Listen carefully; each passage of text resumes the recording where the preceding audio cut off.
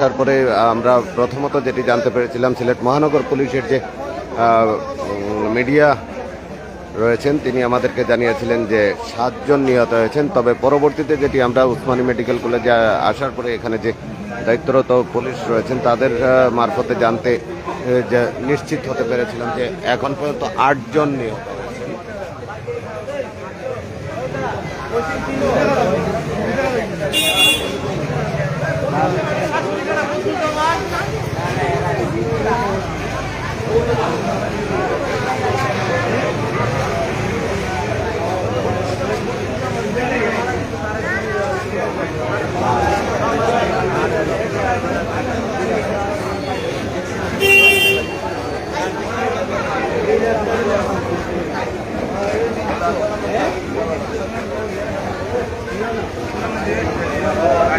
বদরুল জামানের লোক কয় বদরুল জামান